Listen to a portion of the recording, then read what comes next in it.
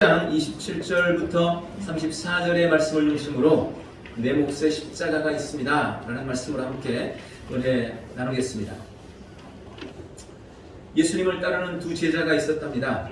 어느 날 예수님께서 이 두 제자에게 각자 한 개씩 십자가를 주시면서 자신이 이 길 끝에 가서 먼저 기다리고 있을 테니 그곳까지 십자가를 잘 지고 오라고 말씀하셨습니다. 그리고는 예수님은 자취를 감추셨습니다. 두 제자가 열심히 십자가를 메고 갑니다. 그런데 첫 번째 제자는 가볍게 십자가를 메고 쉽게 가는 데 반해서 두 번째 제자는 너무너무 힘들어하면서 뒤처져 따라왔습니다. 십자가를 걸머진 지 하루 만에 첫 번째 제자는 길 끝의 당도에서 예수님께 자신의 십자가를 넘겨드렸습니다. 주님은 그 제자의 등을 어루만지면서 수고했다, 여기까지 오느라고 고생했다 하면서 그를 위로해 줍니다. 그런데 두 번째 제자는 그 다음날 저녁이 됐어야 길 끝에 도착하게 됐습니다. 도착한 제자는 십자가를 주님 발 앞에 내동댕이 치면서 불만을 토로했습니다. 아니 주님, 이런 법이 어디 있습니까? 똑같은 십자가를 줘야지. 누구한테는 쉽고 가벼운 십자가 줘, 나한테는 이렇게 무거운 십자가 줘가지고 이렇게 죽을 고생을 하게 만듭니까? 이러면서 내 십자가가 너무 힘들고 무거웠다고 이야기를 하는 겁니다. 그때 주님께서 그 제자를 보면서 그렇게 말씀하셨습니다. 아니다. 십자가의 무게는 처음부터 똑같은 무게였단다. 그때 두 번째 제자가 따졌습니다. 아니 그럼 왜 저는 같은 십자가를 졌는데 그렇게 무겁고 그렇게 힘겹게 여겨졌습니까? 그때 주님이 대답했습니다. 십자가를 탓하지 말아라. 십자가를 가볍게 지고 온 제자는 십자가를 질 때부터 사랑을 실천하며 계속해서 나에게 감사했기 때문에 그것을 가볍게 줄 수 있었다. 그러나 너는 십자가를 지는 그 순간부터 무겁다고 끊임없이 불평하고 원망만 하면서 여기까지 왔잖아요. 그러니까 그 십자가가 너에게는 무거울 수밖에 없었던 거다.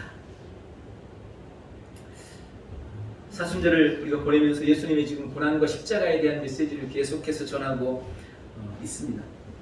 우리 신앙의 두 기둥을 가리켜서 십자가와 부활이라고 말합니다. 우리 신앙에 있어서 부활이 너무너무 중요합니다. 그런데 부활은 십자가가 있기 때문에 부활이 있는 겁니다. 십자가에서 죽음이 없다면 부활이라는 게 아무 의미가 없는 거예요.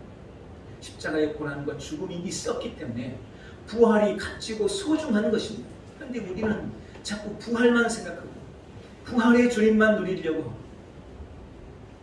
부활의 영광만 취하려고 해요. 그리고 십자가는 보기 싫어하고 지지 않으려고 합니다. 그러나 아십시오. 십자가를 진 고통의 무게만큼 부활의 기쁨도 크고 그 영광도 큰 것입니다. 그러니까 내가 십자가를 그냥 가볍게 대충 지고 말면 부활의 영광도 그렇게밖에 누릴 수 없다는 것을 반드시 기억하시기 바랍니다. 예수님은 자신을 따르는 제자들 향해서 각자에게 지워진 자신의 십자가를 지고 나를 따르라고 말씀하셨습니다. 그래서 오늘 우리가 져야 할 내 몫의 십자가가 있다, 이 주제로 함께 은혜를 나누려고 합니다. 오늘 본문의 말씀을 통해서 주님은 우리에게 내가 져야 할 내 몫의 십자가가 있다고 말씀하십니다. 오늘 말씀의 배경은 예수님이 가룟 유다의 배신으로 종교 지도자들에게 잡혀가서 이곳저곳 끌려다니면서 신문을 받게 됩니다. 그리고 당시에 유대의 총독으로 와 있던 본디오 빌라도에게까지 끌려가게 되었습니다. 본디오 빌라도가 이 예수를 신문을 했는데 아무리 봐도 그에게서 죄를 찾을 수가 없는 거예요. 그리고 그 전에 본디오 빌라도의 아내가 꿈을 꾸고는 예수라는 분을 혹시 잡혀오거나 끌려오면 절대 그에게 해를 끼치는 일을 하지 말라고 신신당부를 했습니다. 그래서 빌라도는 이 예수님에게서 죄를 찾지도 못했고 또 아내의 그런 당부도 있고 그래서 예수님을 놓아주려고 하죠. 풀어주려고 합니다. 그러자 유대 지도자들은 사람들을 동원해서 밀란을 일으킬 것처럼 막 동요를 하면서 빌라도를 압박하게 됩니다. 예수를 죽이라고, 예수를 십자가에 못 박게 하라고 압력을 넣습니다. 그래도 빌라도는 예수님을 죽이지 않으려고 살려보려고 합니다. 그러다가 그가 택한 방법이, 6월절은 이스라엘에게 있어서, 유대에 있어서 너무 큰 명절이기 때문에 그때마다 우리도 그런 거 있잖아요. 사면제도, 광복절 사면, 성탄절 특별 사면, 무슨 사면 이런 게 있잖아요. 이 사면 제도가 있었어요. 6월절에. 그래서 죄수 한 사람을 풀어주는 전례가 있었습니다. 그래서 당시에 아주 흉악범으로 끌려와서 십자가형을 앞두고 있는 바나바라는 사람을 데려다 놓고, 바나바와 예수님 둘 중에 누굴 놔줄까? 사람들이, 빌라도가 생각하면 당연히 바나바는 흉악한 흉악범입니다.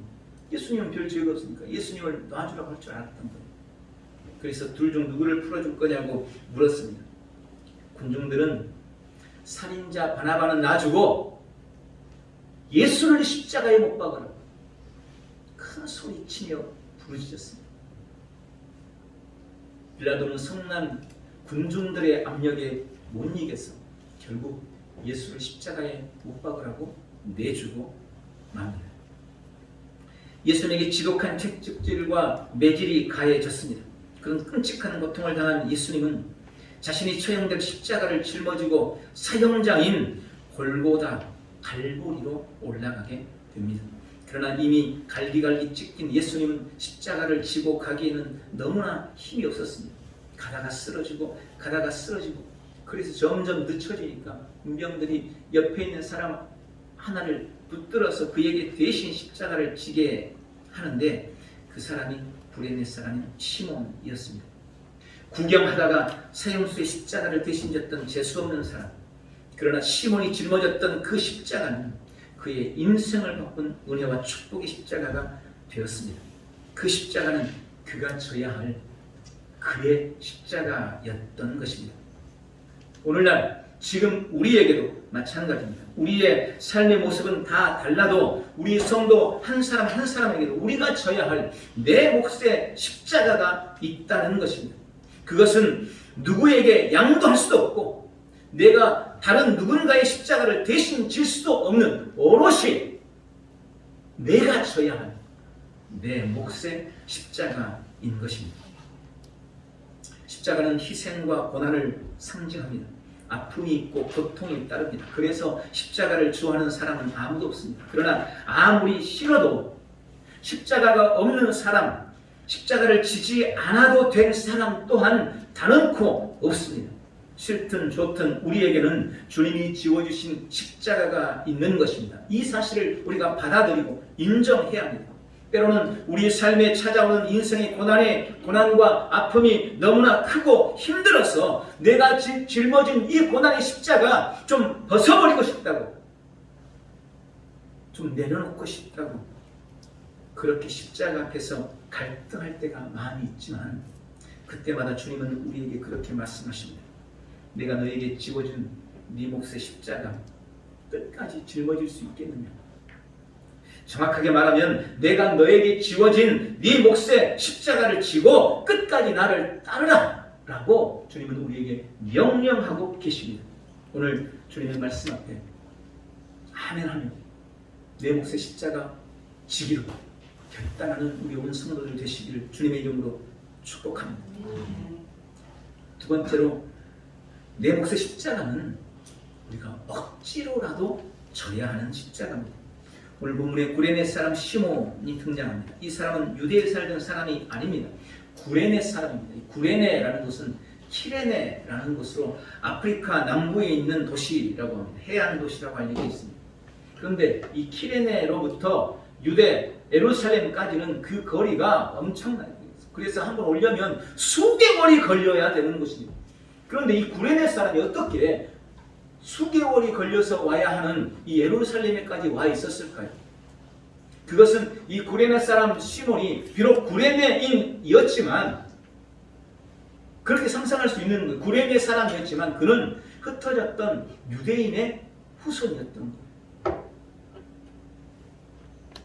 유대인들은 6월절에 예루살렘에 가서 하나님 앞에 예배하는 것이 매우 중요합니다. 그의 일생에 반드시 해야 되는 일이에요. 그 일생에. 그래서 이 구레네 사람 시몬은 자기 가족들을 다 이끌고 자기 생애 어쩌면 첫 번이자 마지막이 될 수 있는 예루살렘의 유월절이나 올라왔던 겁니다.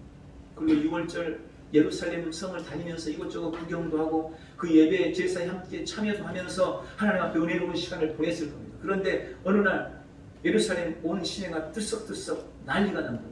무슨 일인가 찾아가 봤더니 진귀한 구경을 하게 된 겁니다. 십자가형을 받은 사람을 구경하게 된 거예요.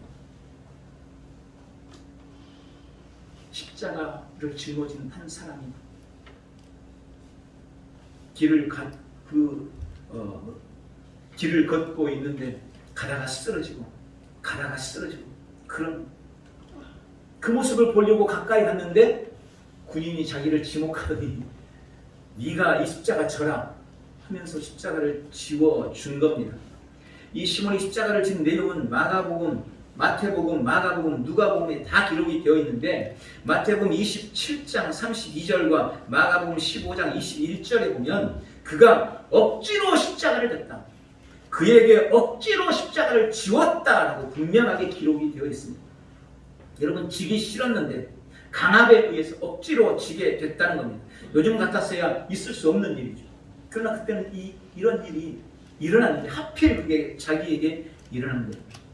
제가 자료를 찾아봤더니 당시 로마의 십자가는 T자형, T 그리고 X자 그리고 십자가형 이 세 가지 형틀로 이루어져 있었습니다.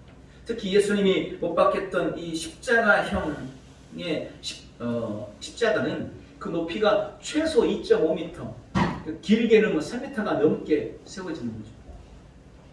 그리고 이 십자가 전체 무게는 약 135kg 정도가 된다고 합니다. 전체 무게예요.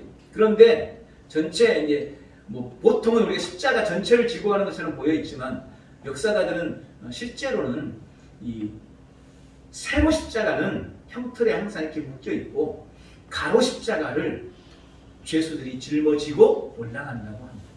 근데 이 가로 십자가의 무게도 60kg가 넘는다. 60kg는 어떻게 보면 짊어질 수도 있는 무게일 수도 있죠. 60kg. 쉽지 않은 무게였지만 그런데 사실 예수님은 엄청난 고난을 당했잖아요. 그러니까 짊어지고 갈 수가 없었던 거예요. 그리고 이 비아 돌로로사라는 이 길 십자가 성전에서부터 십자가형을 하는 갈보리까지 가는 그 길을 비아 돌로로사라고 부르는데 그 길의 이름은 지금하고는 약간 달라졌으니까 옛날에는 한 600에서 1km 정도 이 정도로 봐요 보통. 길게 보면 1km 정도 되는 길이에요. 그 길을 짊어지고 가는 것입니다. 결코 쉽지 않은 길인 거예요. 비아 돌로로사는 순교의 길, 고난의 길, 고통의 길, 슬픔의 길 그런 의미를 가지고 있습니다. 그 길을 가는데 처음에는 예수님이 직접 그 십자가를 지고 갔습니다. 죄수들이 자기가 달린 십자가를 지는 것이 정설이기 때문입니다. 그런데 예수님은 이미 끔찍한 고난을 당하는 상황이었습니다. 겟세마네 동산에서의 고뇌, 유다와 제자들의 배신, 밤샘 문초와 굶주림, 그리고 뼈가 드러나고 장기가 보일 정도로 가혹한 채찍질과 매질을 이미 당했습니다. 그 몸이 갈기가 찢겨져 있었습니다. 그래서 가다가 쓰러지고 또 쓰러집니다. 길을 재촉하는 병사들이 수없이 채찍질을 해대지만 도저히 십자가의 무게를 감당할 수가 없었습니다. 그래서 급한 병사들이 옆에서 구경하던 사람을 하나 아무나 붙잡아서 그 십자가를 대신 지게 했는데 하필 그 사람이 바로 이 구레네 사람 시몬인 것입니다. 아마 그는 억울하고 화가 났을 것입니다. 모른 척 고개를 돌리고 있는 주변 사람들을 보면서 나는 왜 이렇게 재수가 없을까 생각했을 겁니다. 군인들에게 왜 하필 나냐고, 아니 내가 왜 이걸 져야 되냐고 어쩌면 항변도 했을 것입니다. 그러나 세상에 우연은 없었습니다. 시몬이 억지로 졌던 그 십자가가 바로 애초에 시몬이 져야 할 십자가였던 것입니다. 그리고 그가 비록 억지로 그 십자가를 졌지만 바로 이 일이 그의 인생을, 그의 가정을 바꾸는 놀라운 변화를 가져다 주게 되었습니다. 구레네 시몬의 이 십자가를 진 이후에 그의 구체적인 행적이 성경에는 기록이 되어 있지 않습니다. 그러나 마가복음 15장 21절에 보면 마가가 이 구레네 시몬을 가리켜서 알렉산더와 루포의 아버지라고 소개를 합니다. 알렉산더와 루포의 아버지인 구레네 사람 시몬이라는 거예요. 그런데 여러분, 이 사실은 이것은 매우 예외적인 경우입니다. 성경에 보면 사람들을 소개할 때 다 누구의 아들 누구 이렇게 해요. 아브라함의 아들 이삭, 이삭의 아들 야곱, 야곱의 아들 요셉, 아니 아브라함과 이삭과 야곱의 아들 요셉, 이런 식으로 아버지의 아들 누구라고 하지 누구의 아버지 누구 이런 식으로는 소개를 안 해요. 아주 예외적인 경우 빼고는. 그런데 왜 마가는 이런 식으로 지금 구레네 사람 시몬을 소개하고 있는 것일까요? 그 이유는 그가 구레네 사람 시몬을 언급을 할 대상이 이 마가복음의 대상자인 로마 교회 성도들인 것입니다. 그런데 로마 교회 성도들에게 이 구레네 사람 시몬을 소개할 때 로마 교회 성도들이 이미 잘 알고 있는 사람을 소개하면 쉬운 거예요. 그래서 여기 알렉산더와 루포의 아버지라고 소개를 한 겁니다. 그러니까 이 알렉산더와 루포는 당시 로마 교회 성도들에게 이미 잘 알려진 사람이었다는 거예요. 예를 들어 이렇게 설명할 수 있는 거죠. 야, 그때 예수님이 십자가를 질 때 우리가 아는 어떤 사람이 그 십자가를 대신 졌다며. 아 그래? 맞아, 뭐 시몬이라는 사람이라고 하던데 너 혹시 그 사람 알아? 야, 너 그 사람 몰라? 야, 너 알렉산더와 루포 알지?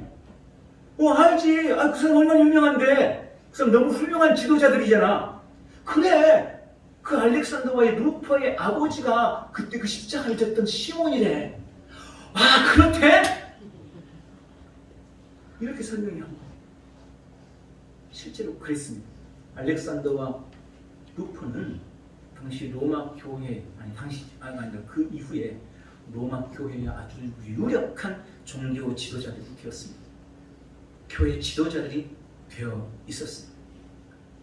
아버지 시몬이 예수님의 십자가를 대신 지고 그 힘든 갈보리 언덕을 올라갈 때 그것을 뒤따르면서 바라보고 있었던 그 아들 알렉산더와 루포, 이들은 나중에 자라서 로마 교회의 유력한 지도자들이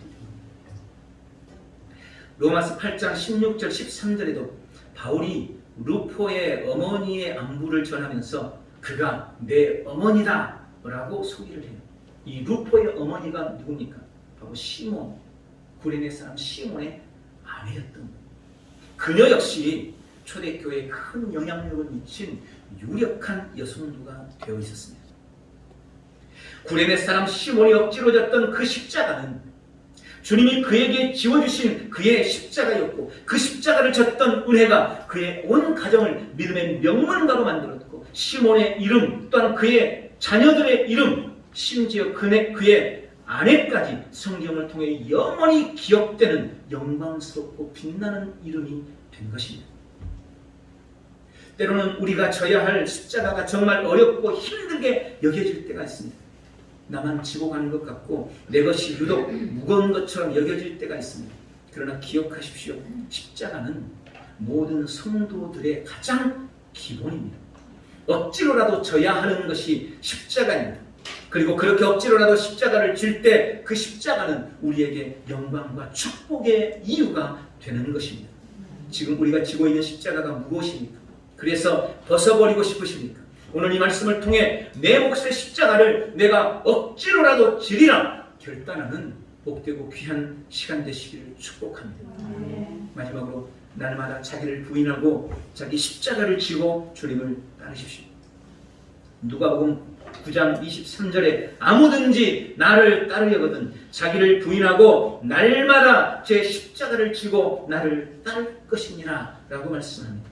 이 말씀 속에서 우리는 예수님을 따르는 사람들에게 주님이 요구하시는 두 가지를 알게 됩니다. 첫 번째, 먼저 자기를 부인하라는 것입니다. 갈라디아서 2장 20절에 내가 그리스도와 함께 십자가에 못 박혀 죽었나니 이제 내가 선 것이 아니고 내 안에 그리스도께서 사신 것이다. 여러분, 내가 사는 것이 아니고 그리스도가 사는 것, 이것이 바로 자기를 부인하는 삶입니다. 나는 죽고 주님이 사는 것, 나는 낮아지고 주님만 높아지는 것, 그렇게 날마다 자기를 부인하고 십자가를 지라고 말씀합니다. 이렇게 자기를 부인하는 사람에게는 세 가지 특징이 있다고 저는 생각해요. 첫 번째, 자기를 부인하면 겸손해집니다.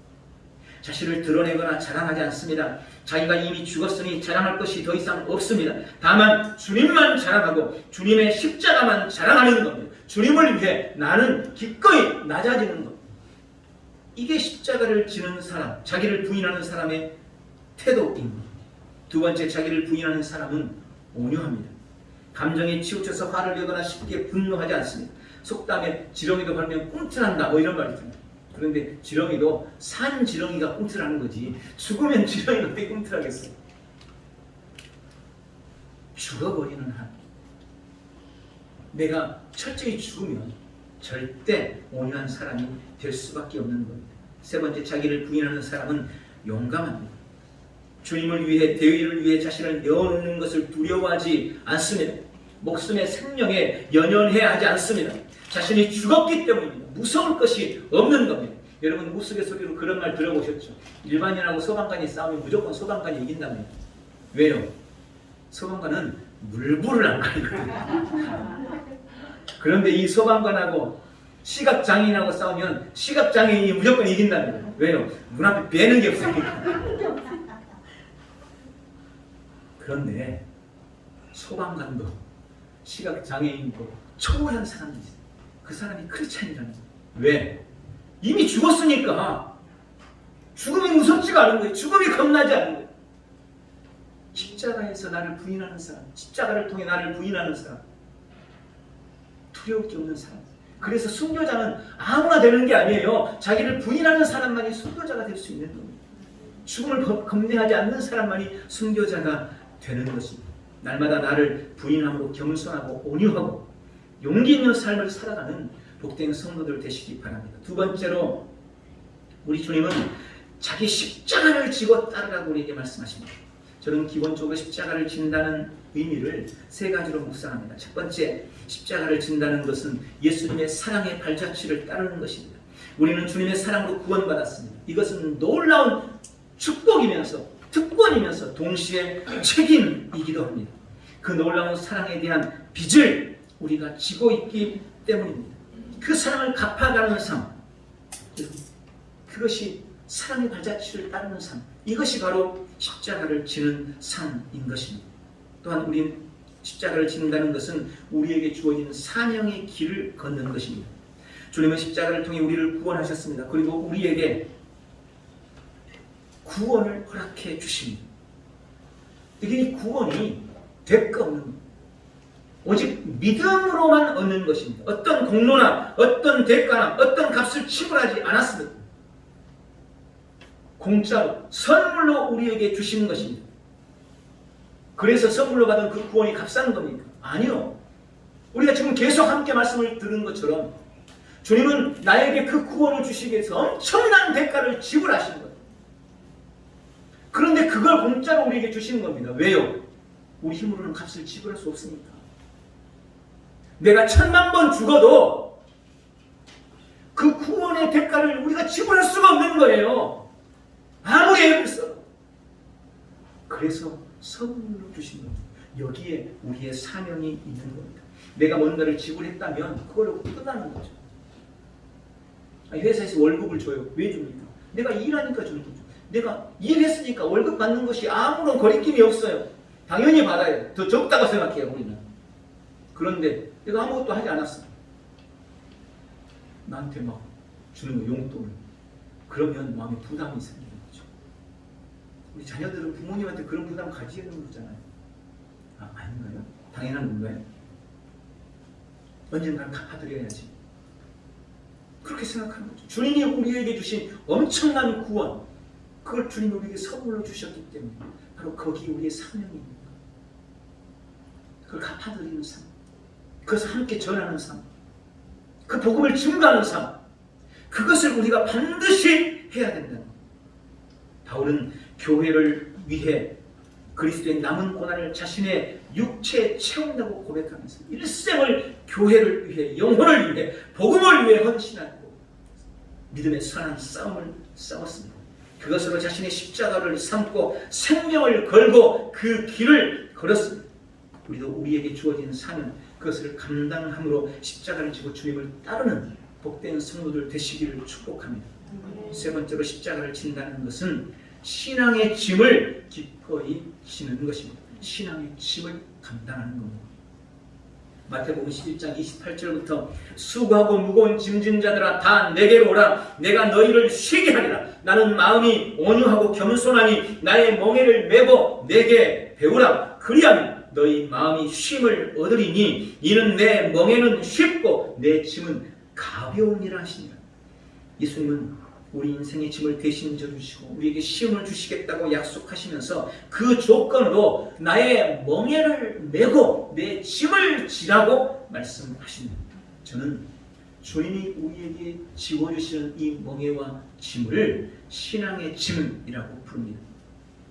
이 신앙의 짐을 짊어지는 삶, 그것이 십자가를 지는 것입니다. 그런데 현대교회 성도들은 안일함과 평안함의 늪에 빠져 있습니다. 어떻게 하면 더 편하게 신앙할까? 어떻게 하면 더 쉽고 더 가볍게 신앙생활을 할 수 있을까? 어떻게 하면 더 부담 없고 더 자유로운 신앙생활을 할 수가 있을까? 많은 성도들이 그것을 궁리하느라고 마땅히 성도가 짊어져야 할 신앙의 짐에 대해서는 전혀 고민하지도 않고 관심도 없고 더더군다나 지려고는 생각하지도 않습니다. 그러나 한번 되물어 보십시오. 과연 그렇게 편리하고 편안한 신앙생활, 그렇게 쉽고 자유롭고 부담이 없는 신앙생활 속에 십자가가 존재할까요? 그것이 십자가를 지는 신앙일까요? 그렇지 않을 겁니다. 주를 위해, 교회를 위해, 예배를 위해 최소한의 희생이나 대가도 치르려고 하지 않는 그 마음속에 십자가가 존재할 수 있겠냐는 것입니다. 주님을 위해 때로는 육체적인 힘듦이나 피곤함도 감내하고 밀린 일이나 공부로 시간이 쫓기지만 그럼에도 불구하고 시간을 내서 예배하고 당장 쓸 물질적인 여유가 없지만 생활비도 빠듯하고 어렵지만 그럼에도 주님께 드림을 아까워하지 않는 것, 교회에 나가 사람들을 만나는 것이 스트레스가 되지만 특히 그 사람 만날까봐 교회에 나가는 것이 싫을 때도 있지만 그럼에도 불구하고 그런 스트레스와 힘듦을 주님 때문에 감내하며 이겨내는 것, 여러분 그것이 신앙의 짐을 짊어지는 것입니다. 주님을 위한, 교회를 위한 희생과 부담감을 피하지 않고 기꺼이 감당하려는 것, 기꺼이 신앙의 짐을 짊어지는 것, 그것이 바로 십자가를 지는 것입니다. 기억하십시오. 2000년 전 갈보리에서 예수님이 지셨던 그 십자가는 형벌이며 저주요 치욕이었어요. 그러나 주님께서 그 형벌의 십자가, 그 저주의 십자가, 그 치욕의 십자가를 지셨기 때문에 지금 주님이 우리에게 지워주시는 내 몫의 십자가는 영광의 십자가요, 축복의 십자가요, 상급의 십자가가 되는 것입니다. 그러니 그 십자가를 두려워하지 마십시오. 그 십자가를 피하지 마십시오. 기꺼이 주님이 지라고 하신 내 몫의 십자가를 짊어지고 주님을 따르는 복되고 귀한 성도들 되시기를 예수님의 이름으로 축원합니다. 말씀을 냈습니다. 주님은 오늘 우리에게 우리 한 사람 한 사람이 져야 할 각자의 십자가, 내 몫의 십자가가 있다고 말씀하십니다. 그 십자가는 힘들더라도 고통스럽더라도 그때 구레네 사람 시몬이 그렇게 억지로라도 졌듯이 억지로라도 져야 할 십자가라고 말씀하십니다. 오늘 기꺼이 내게 지워주시는 내 몫의 십자가를 짊어지고 주님을 따르리라 결단하는 복되고 귀한 성도들 다 되시길 예수님의 이름으로 축복합니다. 기도하겠습니다. 전능하신 주님, 그때 구레네 사람 시몬이 졌던 그 고통과 아픔의 십자가가 결국 그가 져야 했던 십자가였고, 그가 억지로라도 그 십자가를 짐으로 하나님 그의 이름, 그의 자녀들, 그의 아내까지 오늘 빛나는 이름이 되어 있음을 말씀을 통해 깨닫습니다. 주님은 그때 저주와 형벌과 치욕의 십자가를 지셨지만, 그래서 지금 우리에게 지어주시는 내 몫의 십자가는 영광의 십자가요, 상급의 십자가요, 면류가 있는 것을 믿습니다. 오늘 이 약속의 말씀을 우리 마음속에 새기고 내게 지어주신 내 몫의 십자가 기꺼이 지리라 결단하는 복되고 귀한 성도들 다 되도록 축복해 주시옵소서. 예수님의 이름으로 기도하옵나이다. 아멘.